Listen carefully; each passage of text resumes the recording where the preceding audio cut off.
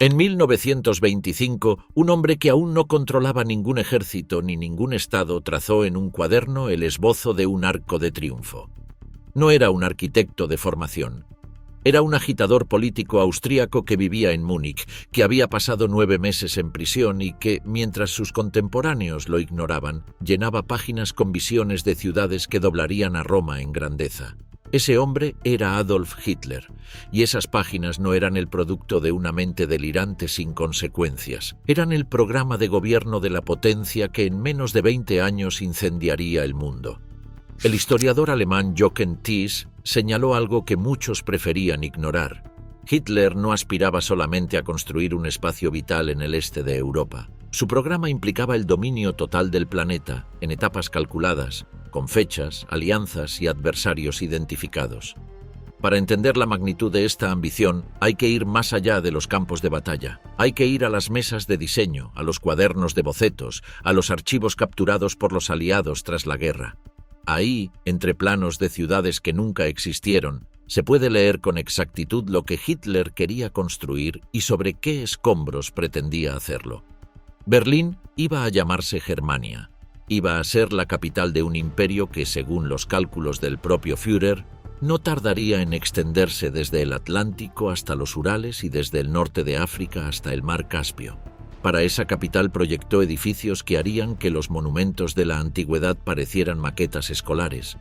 Pero el proyecto Germania no era solo arquitectura, era la manifestación física de una ideología que, en su persecución, mató a decenas de millones de personas. Este es el relato de esa visión, de los hombres que intentaron materializarla y de los escasos vestigios de hormigón que aún hoy permanecen en el suelo pantanoso de Berlín como testigos mudos de lo que pudo haber sido. Hay una frase escrita a mano por Adolf Hitler en la página 389 de la edición digitalizada de Mein Kampf. Alemania o se convertirá en una potencia mundial o dejará de existir. La frase es de 1925. En la Alemania de la República de Weimar, humillada por el Tratado de Versalles, golpeada por la hiperinflación y políticamente fragmentada, nadie la tomó en serio. Eso fue uno de los errores más costosos del siglo XX. Mein Kampf fue el libro de cabecera de la ideología nazi, y sin embargo las potencias europeas se negaron sistemáticamente a leerlo como lo que era, un programa de gobierno. Hitler lo comenzó a dictar a su secretario Rudolf Hess en 1924, durante su encarcelamiento en la prisión de Landsberg, a donde fue condenado a 5 años por alta traición tras el fallido putsch de la cervecería de noviembre de 1923. El tribunal le dispensó un trato blando, recibió visitas, correspondencia, paquetes de admiradores de toda Alemania y un acceso a libros que pocos presos podían imaginar. El gobernador de la prisión dejó por escrito que Hitler esperaba que el libro alcanzara múltiples ediciones para poder saldar sus deudas financieras. No se equivocó. Para 1939 se habían vendido 5,2 millones de copias en 11 idiomas. En los años del nazismo era entregado gratuitamente a cada pareja de recién casados y a cada soldado enviado al frente. El libro promovía 3 pilares entrelazados: antisemitismo radical, una cosmovisión racial basada en la superioridad aria y una política exterior orientada a la conquista del Lebensraum, espacio vital, en el este de Europa. Uno de sus capítulos se titula explícitamente Política del Este, Ostpolitik, y allí Hitler dedicó páginas enteras a justificar la necesidad de que Alemania obtuviera nuevas tierras en dirección a Rusia. Solo un espacio suficientemente grande sobre esta tierra garantiza a una nación la libertad de existencia. No era retórica vacía, era un manual.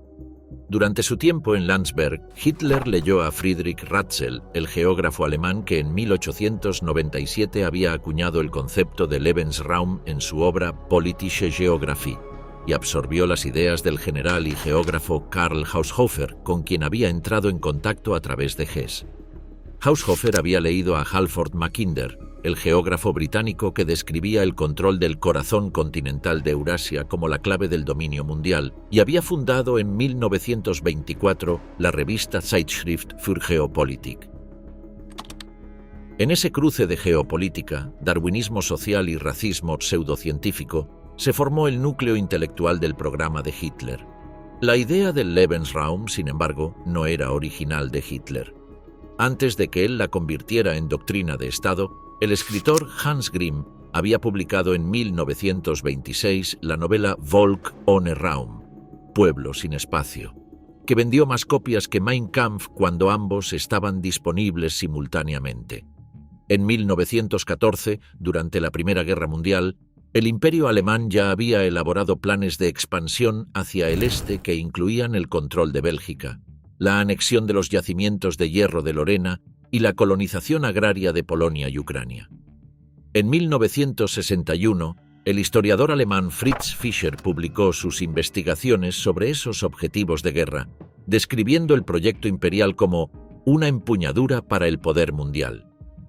Hitler no inventó la ambición germánica de dominio continental, la radicalizó hasta convertirla en exterminio sistemático. El debate sobre si Hitler tenía un plan concreto de conquista mundial o si simplemente reaccionaba a las circunstancias es uno de los más prolongados en la historiografía contemporánea. En 1961, el historiador británico Alan John Taylor abrió el fuego con su tesis en The Origins of the Second World War, según la cual Hitler era un estadista tradicional que respondía a oportunidades más que ejecutar un plan maestro preestablecido. La tesis de Taylor generó una controversia que dividió a la comunidad académica durante décadas y cuyos ecos se escuchan todavía hoy. Frente a la posición de Taylor surgieron dos escuelas bien definidas. La llamada Escuela Continental, representada por el historiador Hugh Trevor Roper, sostenía que Hitler tenía una agenda clara pero limitada geográficamente al este de Europa, la conquista del Lebensraum en los territorios de la Unión Soviética. Para Trevor Roper, Hitler fue coherente durante más de 20 años en ese programa continental y no había evidencia documentada de que sus ambiciones fueran más allá. Esta posición encontró respaldo en el historiador Martin Brossat, que argumentaba que el escalamiento ideológico del antisemitismo nazi impedía un verdadero proyecto de conquista mundial sistemático. Alemania se encontró en una guerra global sin haberla planificado plenamente como tal. La segunda escuela, la Escuela Global, fue construida por historiadores como Günther Moltmann, Andreas Hillgruber y Klaus Hildebrand. Ellos argumentaban que detrás de los tres pasos visibles en la política exterior de Hitler, llegada al poder, revisión de Versalles, expansión al este, existía un cuarto paso de consecuencias globales que orientaba todas las decisiones estratégicas del Führer. Hildebrand, en su investigación sobre la política exterior del Tercer Reich, identificó en la conducta concreta de Hitler una coherencia que solo podía explicarse por la existencia de objetivos a largo plazo que iban mucho más allá de Europa. En alemán, el término adoptado para ese objetivo es simplemente Das Programm, el programa. Los historiadores J. Knox y J. Pridham, en su monumental compilación documental sobre el nazismo, propusieron una síntesis de 5 etapas tomando Mein Kampf y el segundo libro juntos. Primero, rearme y remilitarización de Renania. Segundo, Austria, Checoslovaquia y Polonia como satélites alemanes. Tercero, derrota o neutralización de Francia mediante una alianza con Gran Bretaña. Cuarto, Lebensraum en Rusia. Y quinto, dominio mundial. El historiador Norman Goda, revisando los archivos capturados tras la guerra, llegó a conclusiones similares. En 1941, el Estado Mayor alemán había comenzado a preparar bases en el norte de África y en el Atlántico para una eventual ofensiva transatlántica contra los Estados Unidos.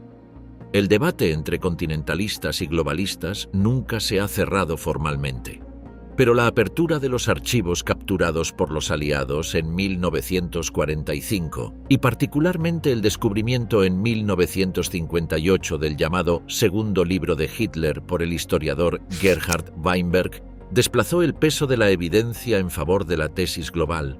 En ese manuscrito inédito de 1928, que Hitler nunca publicó, posiblemente porque sus contenidos eran demasiado reveladores para el momento político, queda claro que antes de llegar al poder, el Führer ya había articulado un sistema coherente de ideas sobre el papel que Alemania debía jugar en el mundo.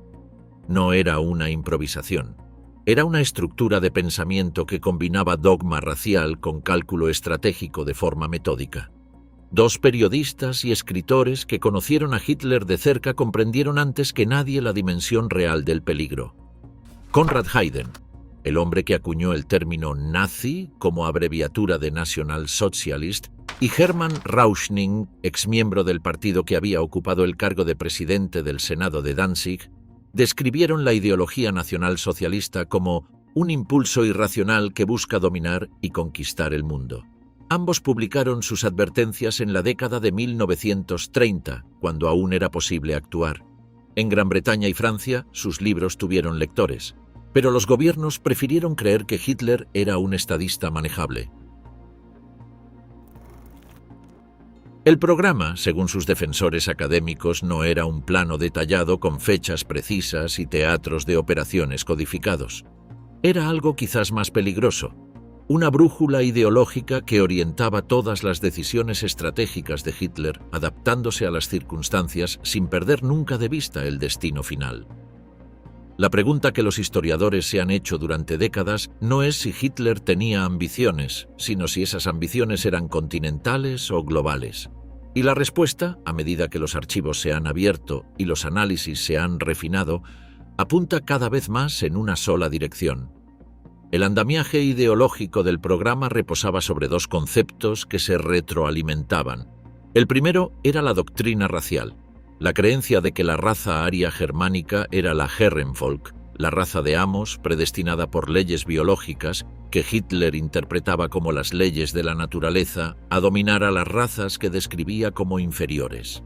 El segundo era el Lebensraum, la necesidad de espacio territorial para que esa raza superior pudiera expandirse, alimentarse y ejercer su dominio sin depender de mercados externos ni de potencias marítimas.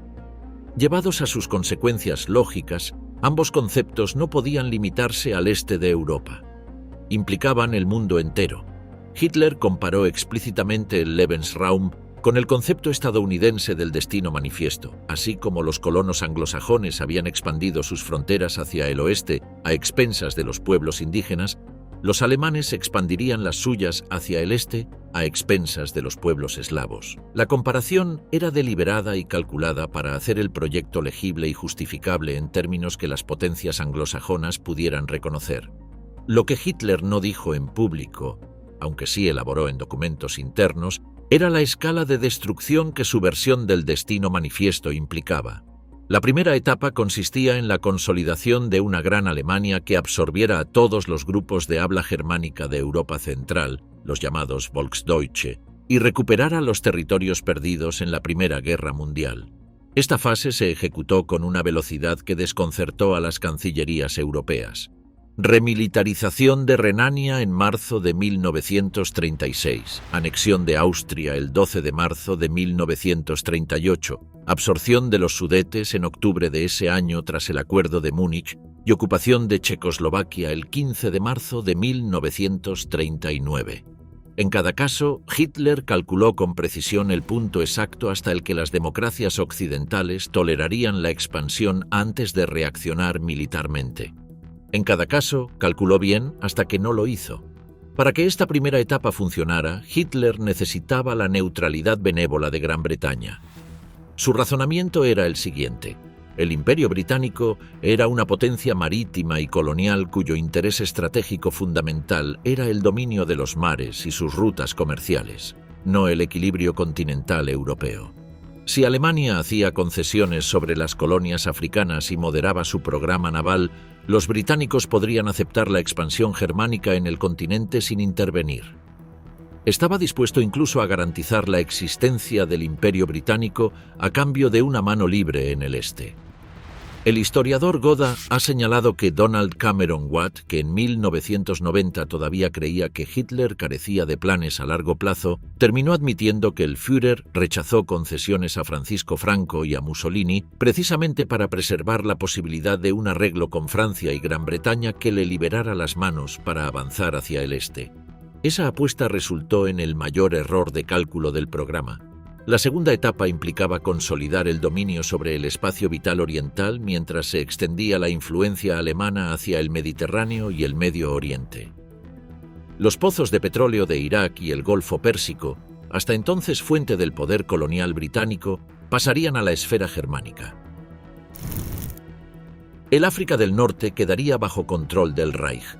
Los puertos del Mediterráneo Oriental asegurarían el tránsito de los recursos materiales que los territorios conquistados en el este enviarían a la metrópoli.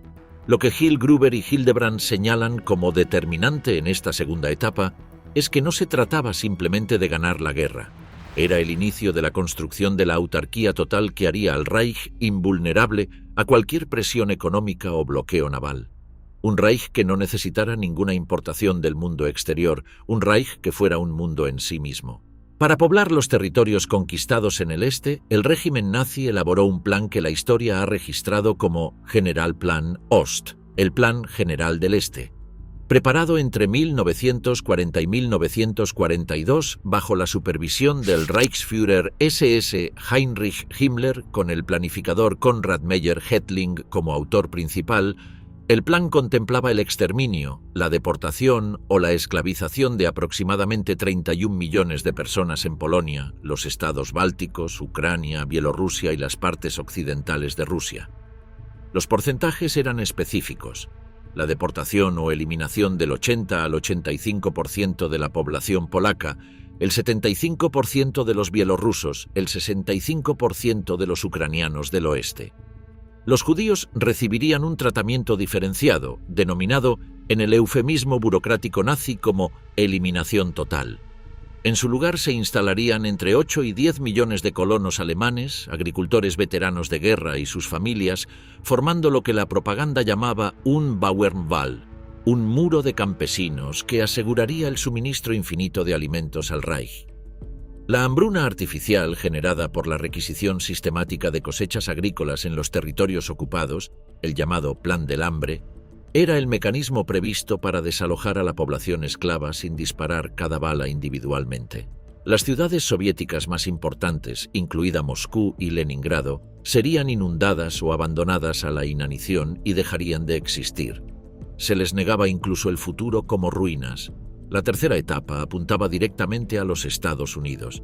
Hitler mencionó este punto con claridad perturbadora tanto en el segundo libro de 1928 como en conversaciones privadas con sus allegados. El duelo final sería contra la potencia industrial norteamericana, y ese duelo lo libraría una generación posterior a la suya. Reconocía no poder completar las tres etapas en su propia vida.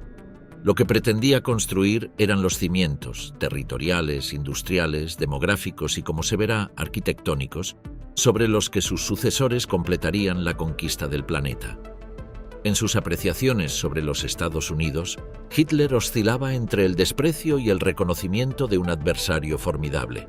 En registros de sus conversaciones privadas después de 1930, se le cita describiendo Norteamérica como un estado mestizo incapaz de librar guerra, debilitado por la Gran Depresión y la diversidad racial. Sin embargo, en el segundo libro había descrito al poder norteamericano como el desafío último de la historia, cuya derrota requeriría una Alemania completamente consolidada, autárquica y militarmente imbatible. La contradicción no era incoherencia, era estrategia. Antes de enfrentarse a los Estados Unidos, había que convencer a los propios alemanes de que el enemigo era débil, y antes de enfrentarse a los Estados Unidos había que derrotar a todos los demás. La relación con Japón permanecía deliberadamente ambigua en el programa. En enero de 1942, una semana después de la conferencia de Wannsee donde se coordinó la llamada Solución Final, Alemania y Japón firmaron una convención militar secreta que establecía que, en caso de colapso soviético, el hemisferio oriental se dividiría entre ambas potencias a lo largo del meridiano 70 grados de longitud este, atravesando Siberia e India. Era una línea trazada sobre un mapa que cortaba Eurasia de norte a sur, asignando el oeste al Reich y el este al Imperio del Sol naciente. Pero nunca existió un acuerdo concreto sobre qué pasaría una vez que Alemania alcanzara la tercera etapa de su programa. Si los aliados de hoy serían los adversarios de mañana, Hitler lo insinuó en privado, pero nunca lo escribió en ningún tratado. Adolf Hitler odiaba Berlín, no con la indiferencia del que simplemente prefiere otro lugar, sino con la animadversión activa del que ve en una ciudad todo lo que desprecia de una civilización. El escritor Otto Friedrich lo formuló con precisión en su libro Before the Deluge. Hitler detestaba el ingenio berlinés, su cinismo y su atmósfera cosmopolita. En los años 20, Berlín era la capital de la República de Weimar, el epicentro de la cultura de Weimar, que producía el expresionismo, el cabaret político, la música de jazz y las galerías de arte moderno. Era una ciudad donde los marxistas tenían bases políticas sólidas, donde las comunidades gay eran visibles y donde vivía aproximadamente un cuarto de la población judía de toda Alemania. Esa ciudad tenía que desaparecer, no solo políticamente, sino físicamente. La idea de rediseñar Berlín tiene, sin embargo, antecedentes que preceden al nazismo. En 1905, la población de la capital alemana había saltado de 500.000 habitantes a más de 2 millones en pocas décadas, y la infraestructura no había sido capaz de seguir ese ritmo. No existía una línea ferroviaria ni una carretera que recorriera la ciudad de norte a sur. En su lugar, una red caótica de vías alternativas se extendía por el centro, cruzando arterias principales y generando embotellamientos que eran el hazme-reír de las pretensiones alemanas de eficiencia. En 1909, las autoridades lanzaron un concurso internacional de rediseño urbano. En 1917, el arquitecto Martin Mächler presentó un proyecto que no solo mejoraba el tránsito, sino que cubría la capital reimaginada con monumentos de inspiración imperial. El plan de Mächler no sobrevivió a la transición de la monarquía a la república, pero algunos de sus elementos, la lógica de los grandes ejes viales, la vocación monumental, resurgirían décadas después en la mente de otro hombre. Según datos que han analizado los biógrafos de Hitler, el joven austríaco conocía, al menos vagamente, el proyecto de Mächler y lo aprobaba. Ya desde mediados de la década de 1920, mientras escribía Mein Kampf desde la fortaleza de Landsberg, Hitler producía bocetos de monumentos que después formarían el núcleo del proyecto Germania. El primero y más importante era la visión de un arco de triunfo que superara al de París. Ese dibujo está fechado aproximadamente en 1925, 10 años antes de que existiera un solo funcionario encargado de construirlo. En enero de 1937, Adolf Hitler nombró a Albert Speer inspector general de los edificios de la capital del Reich, con rango de subsecretario de Estado y poderes extraordinarios sobre el gobierno de la ciudad de Berlín. Dependía únicamente del Führer. Ningún ministro, ningún burócrata municipal, ningún funcionario del partido podía obstruir sus decisiones. A sus 31 años, poseía la autoridad arquitectónica más absoluta que ningún profesional había concentrado en manos de un solo hombre en la historia moderna de Europa. Albert Speer nació el 19 de marzo de 1905 en Mannheim, en el seno de una familia de arquitectos de clase alta. Su padre y su abuelo eran arquitectos. Su infancia, según sus propias memorias, estuvo marcada por el formalismo doméstico y la distancia afectiva. En nuestra casa todo era formal y la familia carecía de calidez entre sí, escribió décadas después en Dentro del Tercer Reich, publicado en 1969. Era el segundo de 3 hijos, era atlético, aficionado al rugby y al alpinismo, y mostraba aptitudes matemáticas que lo llevaron a considerar brevemente esa carrera antes de seguir la tradición familiar. Estudió arquitectura en Karlsruhe, luego en Múnich y finalmente en la Universidad Técnica de Berlín, donde fue discípulo de Heinrich Tessenow, un arquitecto de convicciones funcionalistas y estética sobria que ejerció sobre Speer una influencia formativa. Se afilió al partido nazi en enero de 1931, después de asistir en diciembre de 1930 a un mitin de Hitler en Berlín. Speer había ido por curiosidad, animado por estudiantes de su entorno. Lo que escuchó lo transformó. «Fui intoxicado por lo que vi y escuché», admitió más tarde, usando él mismo ese término. La velocidad de su adhesión, del mitin al carnet en apenas semanas, decía algo sobre la vulnerabilidad de ciertos hombres cultos e inteligentes ante la retórica de un movimiento que prometía grandeza en lugar de mediocridad. Su primer encargo significativo para el partido llegó en julio de 1932, cuando su amigo Karl Hanke, oficial nazi en Berlín, lo recomendó a Joseph Goebbels para renovar la sede central del partido en la capital. El trabajo gustó. Speer regresó a Mannheim, pero en 1933, cuando los organizadores del Congreso del Partido Nazi en Nuremberg necesitaban a alguien que presentara diseños, contactaron con él. Ni los organizadores ni Rudolf Hess se atrevían a aprobar ningún plan sin el visto bueno del Führer, de modo que enviaron a Speer al apartamento de Hitler en Múnich. Ese encuentro cambió su vida. A Hitler le gustaron los diseños. Nombró a Speer comisionado para la presentación artística y técnica de los congresos y demostraciones del partido nazi. Lo que Speer hizo en los años siguientes en Nuremberg estableció un estándar visual para el fascismo que ningún régimen totalitario del siglo XX ha igualado en impacto técnico.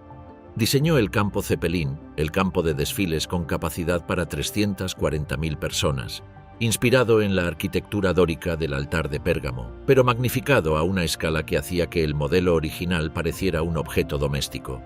Inventó la Catedral de Luz, Lichtdom. 130 proyectores antiaéreos dispuestos en círculo alrededor del campo, apuntando verticalmente hacia el cielo nocturno. El efecto era el de columnas de luz blanca que se alzaban hacia las estrellas, creando la ilusión de paredes infinitas en un templo sin techo. Sir Neville Henderson, el embajador británico, describió la escena como una catedral de hielo, la película de Leni Riefenstahl. El triunfo de la voluntad, rodada en el Congreso de 1934, inmortalizó ese espectáculo y lo distribuyó por las pantallas de todo el mundo. Speer insistió en que la mayoría de los actos se celebraran de noche, en parte para potenciar los efectos lumínicos y en parte, según su propio testimonio, para disimular que una parte considerable de los dirigentes del partido tenía sobrepeso. Fue en ese congreso de 1934 donde Speer conoció a Hitler en el sentido en que realmente importa, no como arquitecto ante su cliente, sino como discípulo ante su maestro. Speer lo describió en el juicio de Nuremberg con una frase que sintetiza la naturaleza de esa relación. Si Hitler hubiera tenido amigos de verdad, yo habría sido uno de sus amigos más cercanos. El biógrafo Louis Schneider formuló la misma relación desde la perspectiva del Führer. Hitler, él mismo un arquitecto frustrado, veía en Speer la forma de cumplir sus propios sueños juveniles. La psicóloga Gita Sereni fue más lejos, señalando que ambos compartían una infancia marcada por la privación afectiva que los había vuelto incapaces de expresar emociones privadas, y que esa similitud creaba entre ellos un vínculo que ninguna otra relación del régimen reproducía. En 1934, Hitler lo nombró jefe de la oficina principal de la construcción. En 1936, Speer intervino en el Estadio Olímpico de Berlín, añadiendo un exterior de piedra que satisfizo la demanda de Hitler de una estética clásica en lugar del modernismo del diseño original de Werner March. En 1937, diseñó el pabellón alemán para la Exposición Internacional de París, que se alzaba directamente frente al pabellón soviético en un duelo arquitectónico que la prensa internacional no pasó por alto. Ese mismo año recibió la misión de su vida. El 28 de enero de 1938, Hitler presentó al mundo el plan para reconstruir Berlín como capital del mundo. En octubre de 1934, Hitler había dado a Speer el título informal de «El arquitecto del Führer». En 1937 lo hizo formal con el nombramiento de inspector general. También lo convirtió en miembro del Reichstag, aunque este cuerpo ya carecía de poder efectivo. Las palabras exactas de la instrucción que Hitler le dio al nombrarlo son ilustrativas. Quiero que Berlín sea transformado en una ciudad que sea la capital del mundo, comparable con el Egipto antiguo, Babilonia y Roma. La relación de trabajo entre ambos hombres era desconcertantemente informal para el patrón del Tercer Reich, donde la jerarquía era sagrada. Speer era invitado a cenas, excursiones y conversaciones nocturnas en la Cancillería que podían extenderse hasta las 3 o 4 de la madrugada. Hitler hablaba de arquitectura durante horas. Speer escuchaba, proponía, dibujaba bocetos sobre servilletas. Cuando en 1938 Hitler concedió a Speer la insignia de oro del partido, la máxima distinción interna del NSDAP, lo hizo en una ceremonia privada, no en un acto público. Era un gesto que señalaba la singularidad del vínculo. Nadie dentro del régimen, ni Goebbels, ni Himmler, ni Göring, disfrutaba de esa clase de acceso. El precio de esa cercanía era la complicidad. El nombramiento de Speer como inspector general incluía la dirección del Departamento Central de Reasentamiento de Berlín, que desde 1938 se encargó sistemáticamente de desalojar a propietarios judíos de sus viviendas en la capital alemana para liberar terreno para las obras de Germania. Speer firmó los documentos. Coordinó con las oficinas de la SS. En el juicio de Nuremberg, en 1946, fue el único alto cargo nazi que admitió responsabilidad personal y renunció a la defensa de «solo seguía órdenes». Fue condenado a 20 años de prisión, que cumplió íntegramente en la prisión de Spandau, en Berlín Occidental. A su salida en 1966, escribió Dentro del Tercer Reich, que se convirtió en uno de los libros más leídos sobre el nazismo del siglo XX.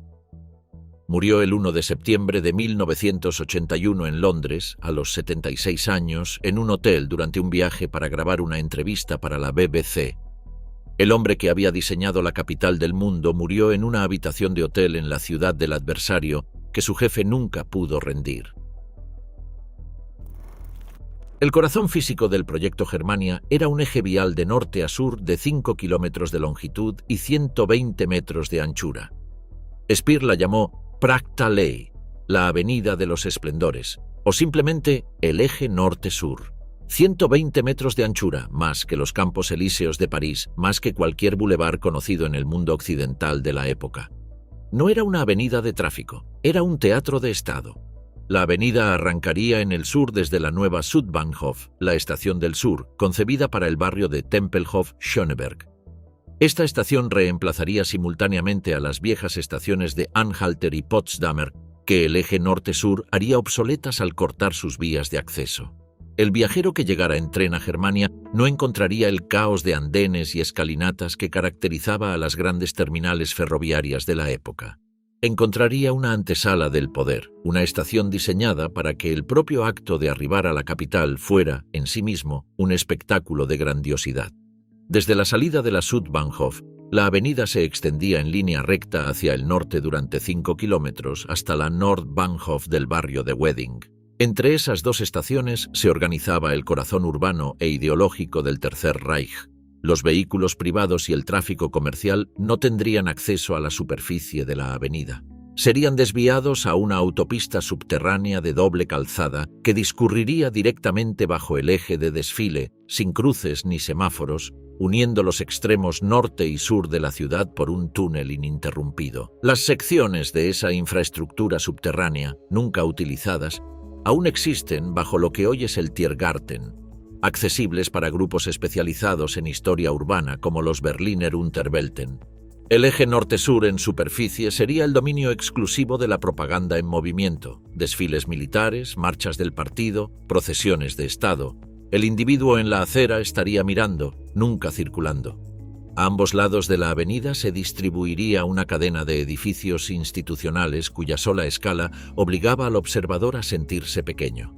Speer diseñó sus fachadas con el lenguaje que él mismo denominaba neoclasicismo estricto y que los críticos posteriores llamarían, con más precisión, clasicismo hambriento, superficies de granito pulido sin ornamentación, pilastras de proporciones colosales, horizontalidad aplastante interrumpida ocasionalmente por un pórtico de columnas que no servía para enmarcar una entrada sino para proyectar autoridad. El plan de Speer contemplaba a lo largo del eje la sede del alto mando del ejército, ministerios, una embajada japonesa, la única extranjera que recibiría parcela en la avenida principal, un hotel de la ciudad de proporciones nunca antes vistas, un teatro de ópera capaz de superar a la Staatsoper unter den Linden en capacidad y magnificencia, y representaciones de las principales empresas industriales del Reich. No era un corredor de gobierno. Era la columna vertebral de una civilización que pretendía ser eterna.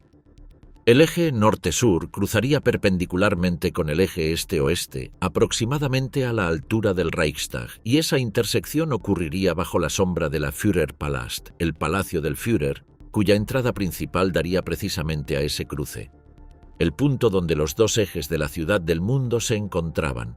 El nombre oficial del plan, el Gesamtbauplan für die Reichshauptstadt, el plan integral de construcción de la capital del Reich, contemplaba que los dos grandes ejes se intersectaran frente a la Cancillería del Reich. El cruce no sería una rotonda ni una intersección ordinaria, sino una plaza de dimensiones monumentales que concentraría en su entorno inmediato los símbolos del poder ejecutivo, militar y arquitectónico del régimen. El único componente del eje este-oeste que se completó antes de que la guerra interrumpiera el proyecto fue la ampliación de la Charlottenburger Chaussee, hoy conocida como Straße des 17 Juni, que atraviesa el Tiergarten hacia la puerta de Brandeburgo. Speer lo entregó ceremoniosamente a Hitler el 20 de abril de 1939, durante la celebración del 50º cumpleaños del Führer. Para completarlo, trasladó la columna de la Victoria de Berlín, inaugurada en 1873 para conmemorar las victorias prusianas sobre Dinamarca, Austria y Francia, y que originalmente se alzaba frente al Reichstag, desde su posición histórica hasta el centro del Tiergarten, donde se encuentra hoy.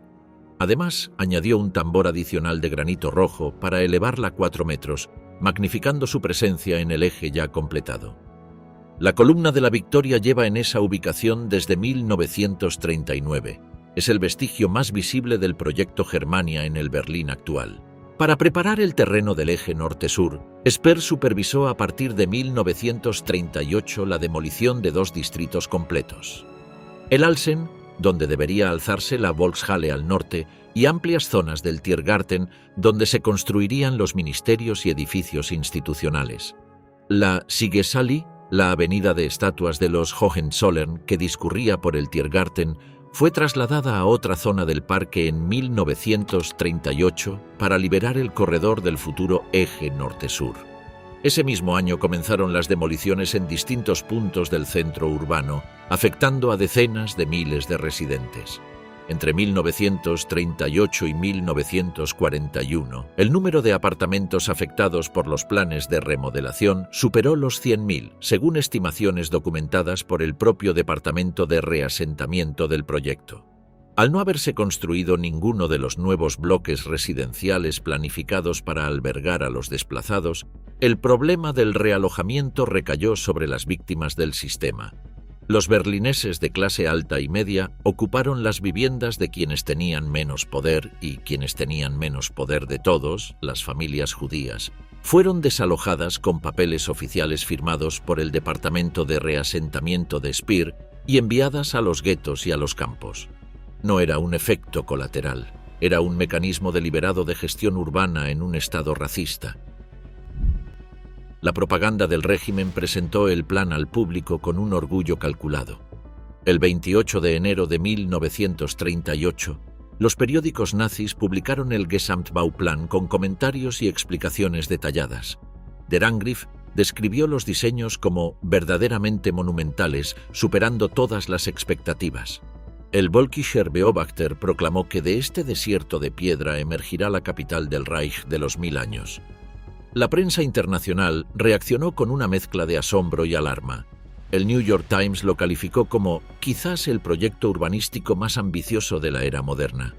El padre del propio Speer, el mismo arquitecto, contempló los planos cuando su hijo se los mostró con orgullo y emitió un veredicto que quedó registrado: «Estás loco, y tu cliente también».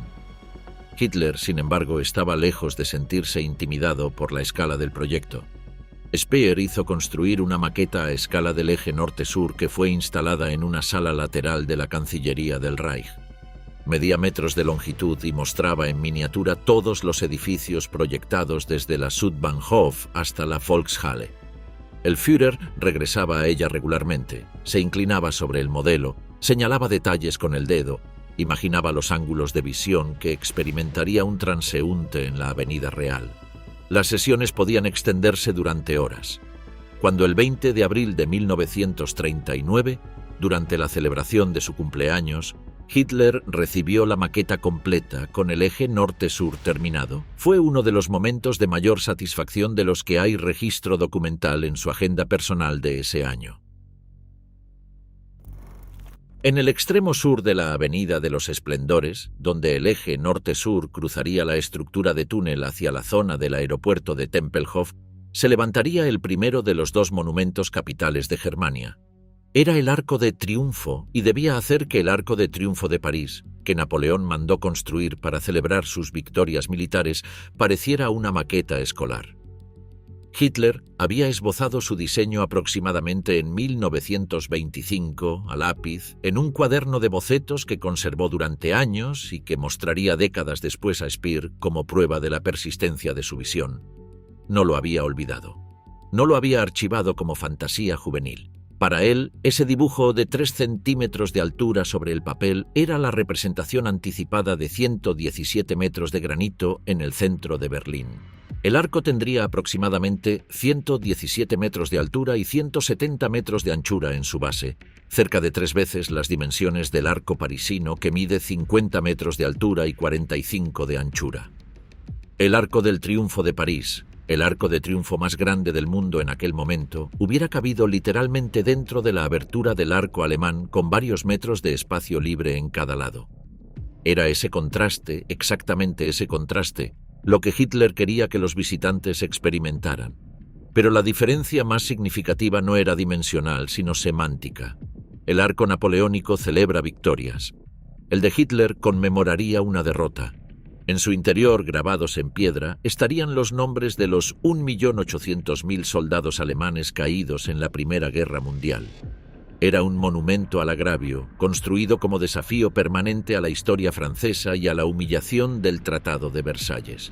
Un lugar donde los alemanes del futuro, los ciudadanos del Imperio del Milenio, podrían leer los nombres de sus muertos y comprender por qué el mundo había tenido que ser reordenado desde sus cimientos.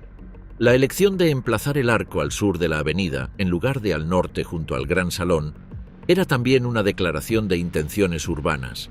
El visitante que llegara desde el aeropuerto de Tempelhof, la puerta principal de entrada a la ciudad para los viajeros del futuro, encontraría el arco como primera visión monumental de Germania.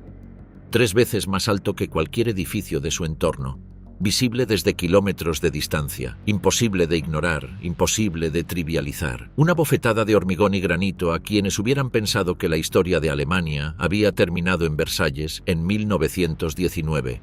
Los planos de ingeniería del arco estuvieron terminados en 1937. El problema era el suelo.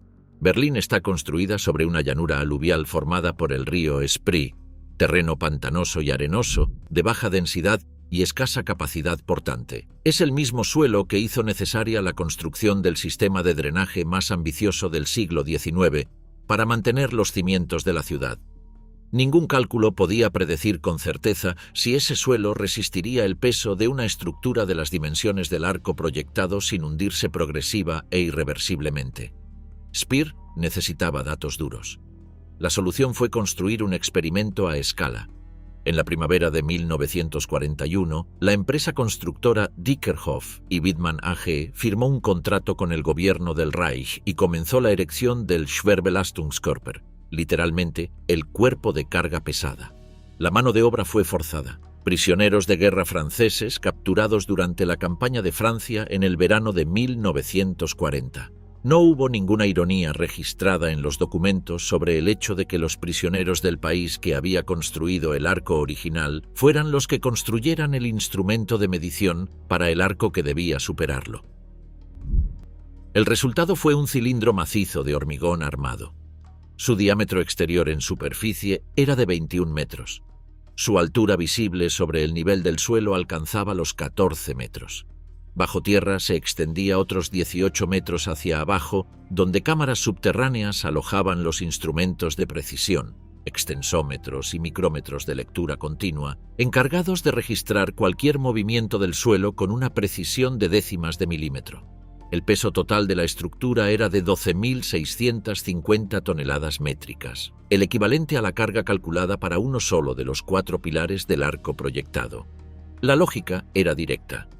Si el cilindro se hundía 6 centímetros o menos durante el periodo de prueba, el terreno se consideraría suficientemente estable para iniciar la construcción sin tratamientos de consolidación adicionales. Los instrumentos comenzaron a registrar datos. El cilindro se hundió, no 6 centímetros. Para el análisis completo de los datos disponibles hacia mediados de la guerra, El Schwerbelastungskörper había descendido 19,3 centímetros en el terreno blando de Berlín, triplicando el máximo admisible. Además, durante la propia construcción del cilindro, el terreno había cedido otros 3,5 centímetros adicionales simplemente por el peso del encofrado y la maquinaria. La conclusión técnica era inequívoca. El Arco de Triunfo, tal como estaba concebido, requería una intervención de estabilización del suelo de una escala no contemplada en ningún plan ni en ningún presupuesto. Lo más revelador es lo que ocurrió después de conocerse esos resultados. Nada. Hitler los ignoró. Speer los archivó y encargó nuevos estudios de viabilidad. Ingenieros altamente calificados del Reich argumentaron que la tecnología disponible a mediados del siglo XX podía resolver el problema de subsidencia con técnicas de inyección de lechada de cemento, pilotaje profundo y sustitución parcial de suelo. El proyecto no fue cancelado. Fue pospuesto con la certeza de un régimen que ya estaba perdiendo la guerra, pero seguía diseñando capitales imperiales, de que cuando llegara la victoria final habría tiempo y recursos para todo. El Schwerbelastungskörper sobrevivió a la guerra porque era imposible demolerlo. Las autoridades aliadas que entre 1945 y 1948 intentaron dinamitar las estructuras militares nazis en Berlín, evaluaron el cilindro y lo dejaron en pie. La carga explosiva necesaria para destruirlo habría arrasado el barrio residencial circundante en un radio de varias manzanas. Los soviéticos, los británicos y los franceses chocaron con el mismo problema en sus sectores de ocupación cuando intentaron eliminar los búnkeres y torres antiaéreas nazis. El hormigón del Tercer Reich era literalmente indestructible para los medios de posguerra. En 1995, las autoridades del distrito de Tempelhof-Schöneberg en Berlín catalogaron el Schwerbelastungskörper como monumento histórico protegido. En septiembre de 2009 se inauguró su centro de visitantes, con exposición permanente sobre el proyecto Germania y una plataforma de observación desde la cual el espectador puede calibrar visualmente la masa del cilindro. La entrada es gratuita. El cilindro se encuentra en la intersección de la Dudenstraße, la General-Pape-Straße y el Löwenhardt-Damm, a poca distancia de la antigua zona del aeropuerto de Tempelhof, hoy un parque urbano, en el lugar exacto donde Hitler quería que los visitantes de la capital del mundo encontraran, nada más bajar del avión, el monumento a sus 1.800.000 muertos de la Primera Guerra Mundial. Allí, en el hormigón, continúa el proceso que los instrumentos de Speer comenzaron a registrar en 1941. El cilindro sigue hundiéndose milímetro a milímetro, año tras año, lentamente, inexorablemente, hacia el mismo suelo pantanoso que impidió que Germania existiera. Al norte de la Avenida de los Esplendores, en el extremo opuesto al Arco de Triunfo, la avenida desembocaba en la estructura urbana más ambiciosa de Germania, el Grosser Platz, la Gran Plaza. Se extendería sobre el terreno de la antigua Königsplatz, hoy Platz der Republik, con una superficie de aproximadamente 350.000 metros cuadrados. Para dar una referencia calibrada, la Plaza de San Pedro en Roma tiene aproximadamente 50.000 metros cuadrados. La Plaza Mayor de Madrid, 12.000. El Grosser Platz sería 7 veces mayor que la de San Pedro. No era una plaza pública en ningún sentido urbano convencional. Era un instrumento de supresión psicológica del individuo ante la masa y el Estado. El diseño del Grosser Platz respondía a una lógica de escenografía del poder que Speer y Hitler habían ensayado primero en Nuremberg. En los congresos del partido nazi en el campo Zeppelin, Speer había aprendido que la arquitectura no necesitaba paredes para aplastar al individuo. Bastaba con definir un espacio tan grande que el cuerpo humano quedara reducido a un punto insignificante en él. El Grosser Platz aplicaba esa lección a escala urbana permanente. No sería un lugar de encuentro, sino un lugar de sometimiento colectivo, donde cada ciudadano, de pie entre cientos de miles de otros ciudadanos, comprendería instintivamente su lugar en la jerarquía del Reich. La plaza estaría enmarcada por los edificios del poder del Tercer Reich, distribuidos según una lógica de intimidación deliberada. Al oeste, en el terreno donde se alzaba la Ópera Kroll, el edificio donde el Reichstag había celebrado sus últimas sesiones desde 1933, incluyendo aquella en la que el 23 de marzo de ese año aprobó la ley de plenos poderes que convirtió a Hitler en dictador legal, se levantaría el Palacio del Führer. La ironía era total. La sede donde el Parlamento alemán había votado su propia disolución sería demolida para construir la residencia del hombre al que ese voto había entronizado. Al este, el edificio del Reichstag de 1894, proyectado por el arquitecto Paul Wallot, inaugurado en 1895 e incendiado en circunstancias todavía debatidas por los historiadores el 27 de febrero de 1933, permanecería en pie, pero degradado a papel secundario, reducido a telón de fondo de las nuevas construcciones que lo rodeaban. El edificio que había albergado la democracia parlamentaria alemana quedaría literalmente enmarcado por los símbolos de su destrucción. Al sur de la plaza, flanqueando la entrada desde la Avenida de los Esplendores, estarían la nueva Cancillería del Tercer Reich y el alto mando del ejército alemán, Oberkommando der Wehrmacht, uno a cada lado de la gran entrada, como guardianes de piedra del recinto del poder. Estas dos instituciones, el gobierno civil y el mando militar, cerraban el acceso al foro desde la avenida, estableciendo visualmente que para llegar al corazón de la capital del mundo había que pasar por el control del Estado y del ejército. El Palacio del Führer era, dentro del conjunto del Gran Foro, el único edificio cuyo programa arquitectónico quedó relativamente bien documentado en los planes de Speer. Sería la residencia oficial de Hitler y simultáneamente la sede administrativa del Poder Ejecutivo. El diseño contemplaba una fachada principal de granito que se extendería a lo largo de toda la anchura del lado oeste de la plaza, con una proporción horizontal tan pronunciada que obligaría al observador a recorrerla visualmente de izquierda a derecha durante varios segundos antes de poder abarcarla en su totalidad. En el interior, el edificio estaría conectado al Volkshalle por un cryptoporticus subterráneo, un corredor cubierto de la tradición arquitectónica romana, de modo que Hitler pudiera desplazarse del palacio al salón del pueblo sin aparecer nunca en el exterior, protegido y a salvo de cualquier contingencia, transitando entre sus dos manifestaciones de poder, la residencia y el templo. Este detalle del cryptoporticus no era casual ni caprichoso. El historiador e investigador de la Volkshalle Hanno Singel señaló que el conjunto del Palacio del Führer y la Volkshalle reproducía conscientemente el modelo de Augusto en Roma, la residencia modesta del palatino conectada al templo de Apolo, el palacio del hombre conectado al santuario del dios. Hitler no era ajeno a esa comparación, la fomentaba. En mayo de 1938, durante su única visita oficial a Roma, donde se reunió con Mussolini y sentó las bases formales del eje, Hitler visitó el Panteón de Adriano de forma privada, antes del horario oficial de apertura, y pasó un tiempo considerable en su interior contemplando la cúpula. La visita confirmó convicciones que ya tenía desde hacía más de una década y que cristalizarían directamente en la Volkshalle. Al norte de la plaza, el cuarto lado del recinto, la avenida terminaba su recorrido y comenzaba el edificio que dominaba todo lo demás. La Volkshalle no era uno de los edificios del Gran Foro, era el edificio del Gran Foro.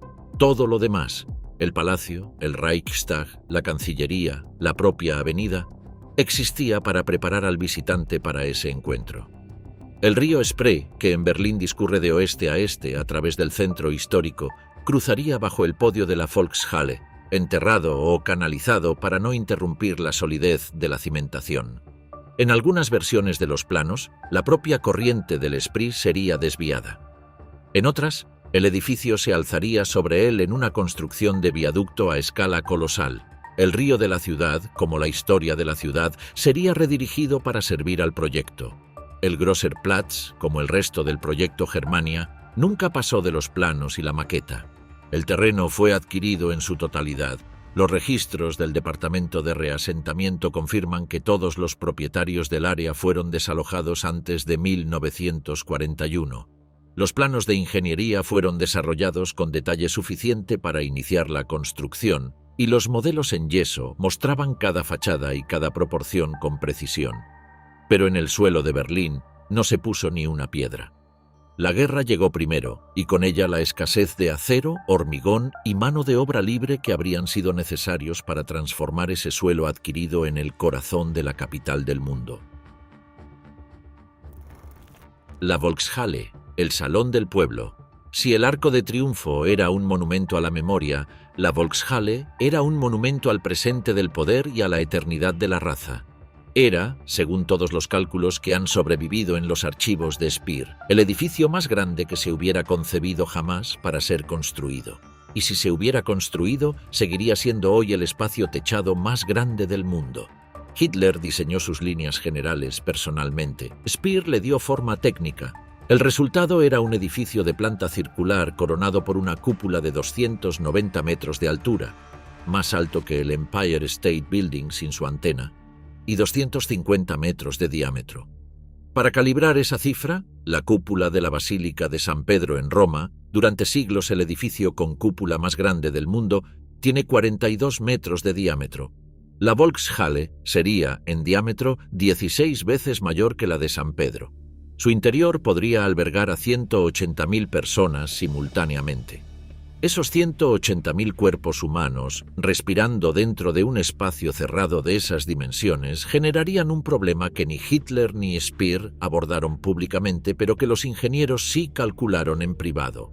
La humedad combinada de la respiración colectiva formaría nubes dentro del edificio. La Volkshalle tendría su propio sistema meteorológico interior. Llovería ocasionalmente dentro del templo del Führer. La acústica sería igualmente inutilizable para discursos. La vastedad del espacio haría que cualquier sonido se dispersara en ecos superpuestos, convirtiendo las palabras en ruido ininteligible. La voz de Hitler, el instrumento que había forjado su carrera política, quedaría reducida a murmullo en el único edificio que se suponía debía amplificarla. Speer escribió en sus memorias que Hitler, cuando discutían la Volkshalle, no se preocupaba por la acústica ni por la meteorología interior. Lo que le obsesionaba era la perspectiva histórica.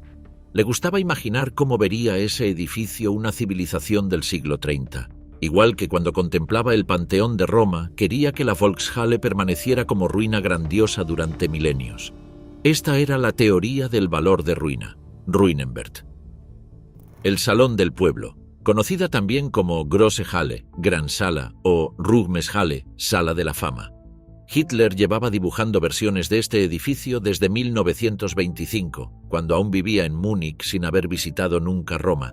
El boceto original que le entregó a Speer en 1934 mostraba una pronaos con columnas que evocaba el Panteón de Adriano, un bloque intermedio rectangular y detrás de ambos una cúpula de proporciones que duplicaban y después triplicaban las de todos los edificios conocidos.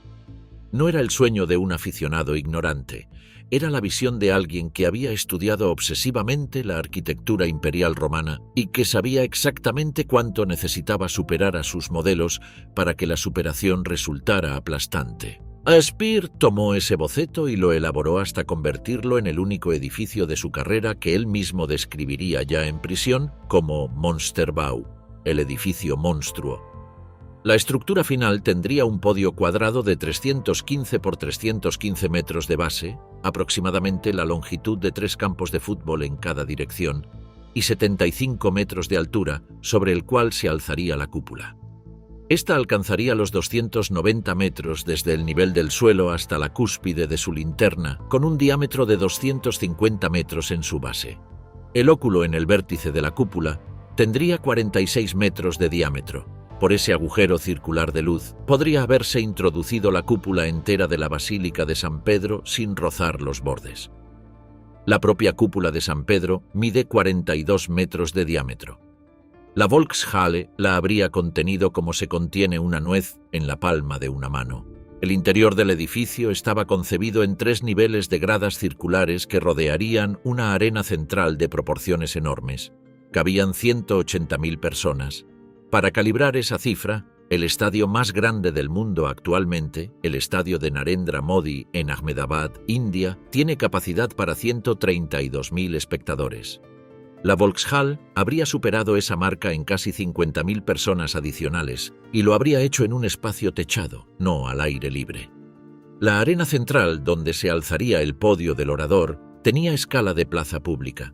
Hitler, de pie en ese podio, habría aparecido desde los niveles superiores de las gradas como una figura de menos de 2 milímetros de altura para los asistentes más lejanos. El hombre que construyó su carrera política sobre el poder de su voz y de su presencia física habría quedado literalmente invisible en el edificio diseñado para magnificarle. Eso a Hitler no le preocupaba. Lo que le importaba era la imagen del conjunto. 180.000 personas de pie, con el brazo extendido, dirigidas hacia un punto en el centro del que él era el origen invisible. El material de la fachada exterior sería granito rojo, el mismo que Speer había utilizado en el pórtico del jardín de la nueva Cancillería, traído de canteras que los prisioneros del campo de Flossenbürg excavaban con herramientas manuales en condiciones letales. Los registros del campo de Flossenbürg, establecido en 1938 en Baviera específicamente para la extracción de granito destinado a los proyectos de Speer, muestran que la explotación de la cantera se intensificó a partir de 1939, con tasas de mortalidad entre los prisioneros que los investigadores del Memorial de Flossenbürg han documentado con detalle. El granito de la capital del mundo se pagaba en vidas. El interior de la cúpula reproducía la lógica geométrica del Panteón de Adriano, una sucesión de casetones que disminuían en tamaño hacia el óculo, creando la ilusión visual de una profundidad infinita hacia la luz. Pero mientras el Panteón tiene un diámetro interior de 43 metros, la Volkshalle lo habría tenido de 250.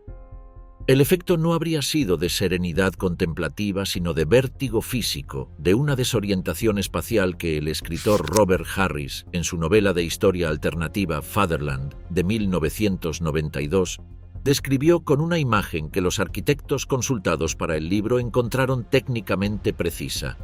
La condensación del aliento y el sudor de 150.000 cuerpos humanos en un espacio cerrado de esas dimensiones precipitaría en la parte alta de la cúpula formando neblina y eventualmente llovizna. La Volkshalle tendría su propio sistema meteorológico interior. Llovería ocasionalmente en el interior del edificio más importante del Tercer Reich. Este fenómeno no era especulación literaria. Se produce de hecho en el Vehicle Assembly Building del Centro Espacial Kennedy de la NASA, cuya altura interior supera los 160 metros, lo que confirma que la predicción de Speer para la Volkshalle era técnicamente fundamentada. La acústica plantearía un problema sin solución conocida.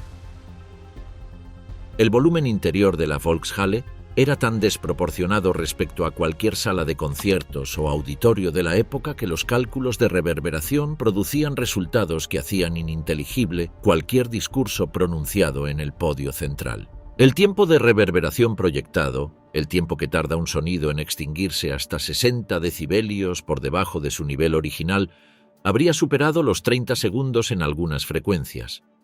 Una frase pronunciada por Hitler habría comenzado a extinguirse 6 frases después. El régimen que había construido su poder sobre la amplificación de la voz del líder estaba diseñando la sala en la que esa voz quedaría destruida por los muros. El problema fue señalado por ingenieros acústicos en los informes técnicos del proyecto. No hay evidencia de que Hitler lo tomara en cuenta. Lo que Hitler sí tomaba en cuenta era la dimensión religiosa del edificio. Según el testimonio que Speer dio en varias entrevistas después de la guerra, el Führer creía que con el paso de los siglos, la Volkshalle adquiriría una santidad equivalente a la de la Basílica de San Pedro para el catolicismo, no un monumento político, sino un santuario dinástico, el lugar donde el pueblo germánico vendría a venerar no solo a Hitler, sino a la serie de sucesores que él preveía, en la lógica de una nueva aristocracia racial que gobernaría el planeta durante milenios. Speer en sus memorias lo formuló con precisión. Hitler creía que el edificio se convertiría en un lugar sagrado del nacionalsocialismo comparable a lo que San Pedro representa para el catolicismo. Para ese propósito, Speer diseñó la conexión entre la Volkshalle y el palacio del Führer mediante un criptoporticus subterráneo, reproduciendo exactamente el modelo de la residencia de Augusto en el Palatino, conectada al templo de Apolo. El palacio del gobernante conectado por un pasaje secreto al santuario del dios que él encarnaba. Los elementos iconográficos del exterior completaban ese mensaje sin ambigüedad. En la linterna sobre la cúpula, El punto más alto de la estructura, visible desde todo Berlín y desde varios kilómetros a la redonda, un águila imperial con las alas desplegadas sostendría en sus garras el globo terráqueo. No el escudo imperial tradicional, no una esvástica, sino el planeta completo, en una imagen tomada directamente de la iconografía romana donde el mismo gesto, el águila sujetando el orbe, representaba al Cosmocrator, el Señor del mundo. Flanqueando la fachada norte, dos esculturas monumentales del escultor Arno Breker, elegidas personalmente por Hitler, de 15 metros de altura cada una. Al oeste, Atlas sosteniendo los cielos. Al este, Telus sosteniendo la tierra. El edificio más grande jamás concebido para ser construido proclamaría desde su exterior, en el lenguaje de la mitología clásica, que la raza que lo habitaba había tomado posesión del cosmos. La Volkshalle nunca fue iniciada. El terreno del distrito Alsen fue vaciado de sus habitantes. Los planos del Departamento de Reasentamiento confirman que la zona fue completamente desalojada antes de 1941.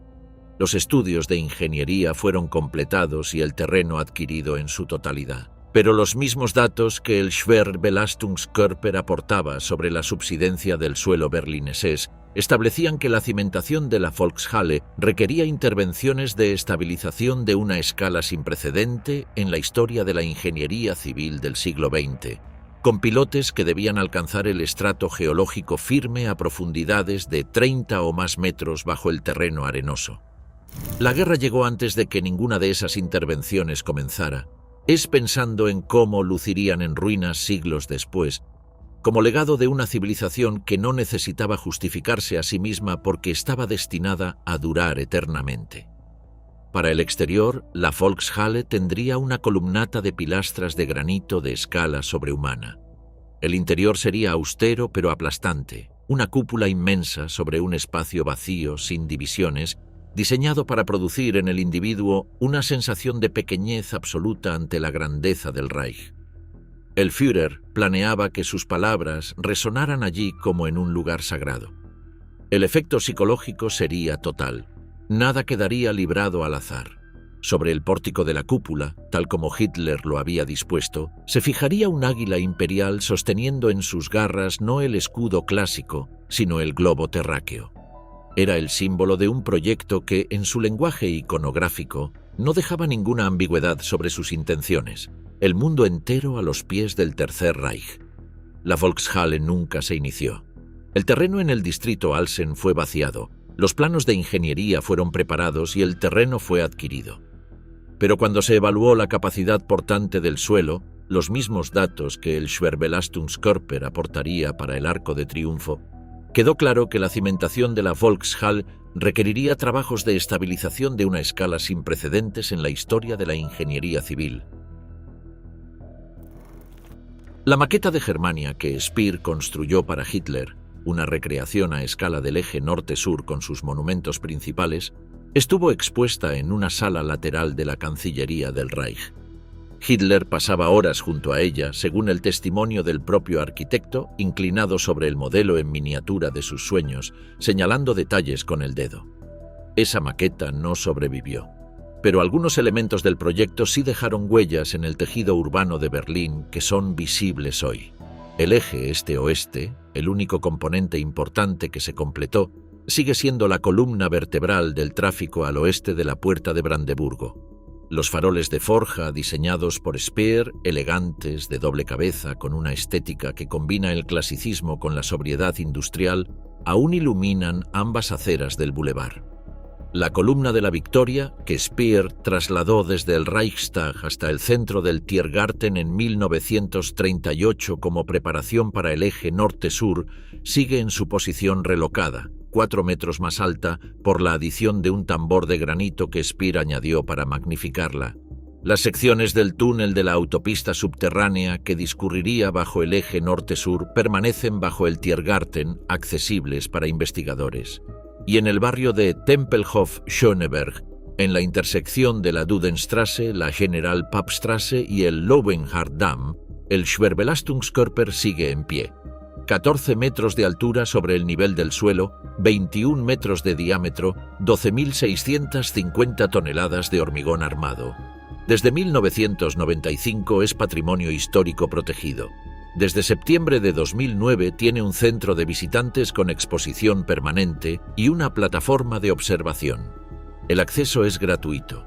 En la pequeña sala interior del cilindro, los instrumentos originales de medición ya no están, pero las paredes de hormigón conservan las marcas donde estuvieron sujetos. Fuera, en el suelo, si alguien buscara evidencia del hundimiento, podría tomarla. El cilindro sigue descendiendo, milímetros al año, hacia el suelo pantanoso sobre el que Hitler quiso construir su capital del mundo. Los ingenieros y arquitectos contemporáneos que han estudiado los planos de Germania han llegado a una conclusión dividida. Algunos sostienen que el suelo de Berlín nunca habría podido soportar las megaestructuras proyectadas sin una intervención de estabilización que habría llevado décadas y costado cifras astronómicas. Otros argumentan que la tecnología de mediados del siglo XX era, en principio, capaz de resolver el problema de subsidencia con los medios adecuados. La pregunta no tiene respuesta definitiva. La guerra llegó antes de que el problema tuviera que resolverse. El costo total estimado del proyecto Germania era de 6.000 millones de marcos del Reich, equivalente a aproximadamente 150.000 millones de dólares actuales, según las estimaciones más conservadoras. Hitler nunca pensó que esa cifra la pagaría el pueblo alemán, la pagarían los pueblos conquistados, los polacos, los checos, los franceses, los soviéticos. La arquitectura de la capital del mundo estaba financiada con sangre. El 30 de abril de 1945, cuando Hitler murió en su búnker, el sueño de Germania se fue con él. La maqueta de la ciudad perfecta estaba en algún lugar bajo los escombros. El piloto de pruebas del Arco de Triunfo seguía hundiéndose en el terreno pantanoso. Los planos de la Volkshalle dormían en archivos que pronto capturarían los aliados, y Berlín, la ciudad que Hitler odiaba y quería rehacer a su imagen, yacía destruida, dividida, humillada. Exactamente lo contrario de lo que había prometido. 80 años después, la ciudad floreció de nuevo, no como Germania, como Berlín,